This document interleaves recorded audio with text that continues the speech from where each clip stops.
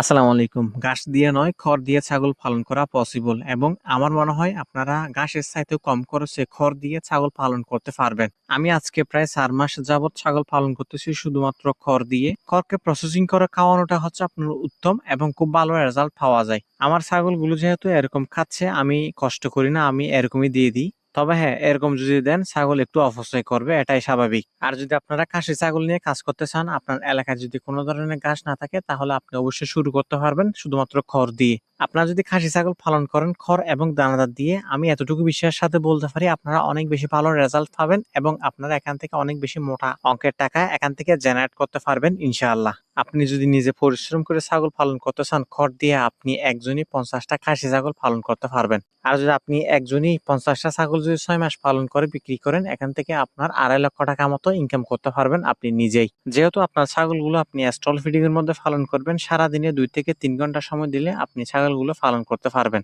এগুলো যেহেতু আপনার খাসি ছাগল, এগুলো ডেলিভারির কোনো সমস্যা নাই। আপনার হচ্ছে ওই কখন হিটে আসবে, কখন ব্রিডিং করাবেন, এগুলো নিয়ে কোনো ঝামেলা নাই। সকালে গিয়ে ছাগলগুলো ছেড়ে দিয়ে ঘরটা পরিষ্কার করে ছাগলকে একটু আপনার ওই দানাদার দিবেন। দানাদারের সাথে চাইলে আপনি খড়টা অ্যাড করে দিতে পারেন, আর যদি খড় অ্যাড না করেন খড়টা আনলিমিটেড রাখতে পারেন। আর এর পাশাপাশি আনলিমিটেড আপনি পানি রাখবেন, আর বিকেলে গিয়ে দানাদার দিবেন, পাশাপাশি আপনার খড় দিবেন।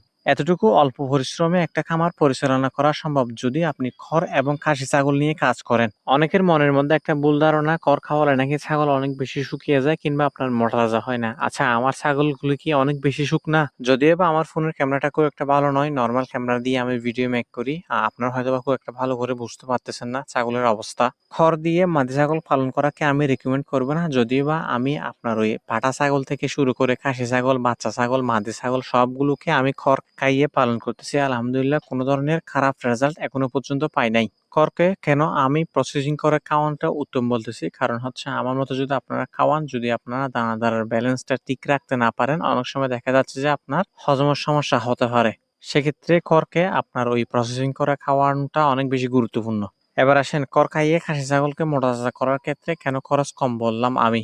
আপনি যদি ১ বিঘা জমি লিস্ট নেন, ওই ১ বিঘা জমি আপনাকে ১ বছরে ২৪,০০০ টাকা দিয়ে দিতে হবে আমাদের দিকে নিলে আর কি। পাশাপাশি সার খরচ, তারপর হচ্ছে আপনার রোপণ করার সময় আপনার ওই মানুষ দিয়ে কাজ করাতে হয়। আর যদি আপনি নিজে সময় দিতে না পারেন, ওই ঘাস কাটানোর জন্য আপনাকে এক্সট্রা একটা মানুষ রাখতে হবে। মিনিমাম একটা মানুষ যদি আপনি রাখেন, মাসে আপনার ১০ থেকে ১২,০০০ টাকা ওকে দিয়ে দিতে হবে। সবকিছু মিলিয়ে জমির দাম যেহেতু অনেক বেশি, আর হচ্ছে আপনার কম দামে এখন লেবার পাওয়া যায় না বললেই চলে, যদি আপনি নিজে কাজ করতে না পারেন। আর যদি আপনার নিজের জমি না থাকে, অন্যের জমি লিস্ট নিয়ে যদি মানুষ নিয়ে কাজ করান, আমার মনে হয় বছরে ১ থেকে ১,২০,০০০ টাকা আপনার লেবার কস্টিং যাবে। পাশাপাশি সার খরচ, জমির লিস্ট নেওয়া, ওইদিকে মনে করেন ৩০ থেকে ৪০,০০০ টাকা।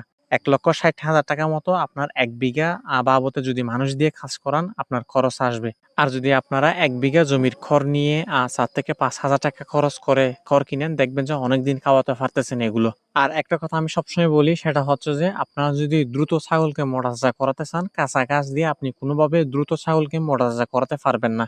আপনাকে অবশ্যই দানাদার দিতে হবে। আর যদি দানাদার ব্যালেন্সটা ঠিক রেখে খড় দিয়ে ছাগল পালন করেন, দেখবেন যে অবশ্যই আপনার ছাগল খুব দ্রুত মোটাতাজা হচ্ছে। মূলত আমরা আপনার ওই ঘাসটা খাওয়াই খরচ কমানোর জন্য।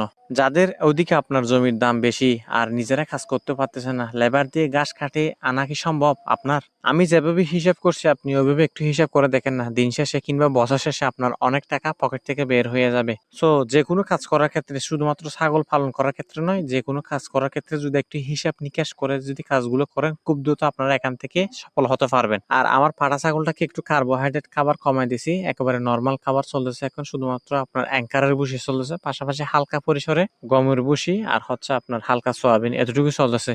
ছাগল যখন একটু মোটাতাজা হয়ে যায়, বিশেষ করে হচ্ছে আপনার এটা পাটা ছাগলের ক্ষেত্রে ব্রিডিং করাতে একটু সমস্যা হয়, যার জন্য আমি কার্বোহাইড্রেট যুক্ত দানাদার একেবারে বন্ধ করে দিয়েছি পাটা ছাগলের ক্ষেত্রে। আশা করি আপনার বিষয়টা বুঝছেন। সবাই ভালো থাকবেন, সুস্থ থাকবেন। আসসালামু আলাইকুম।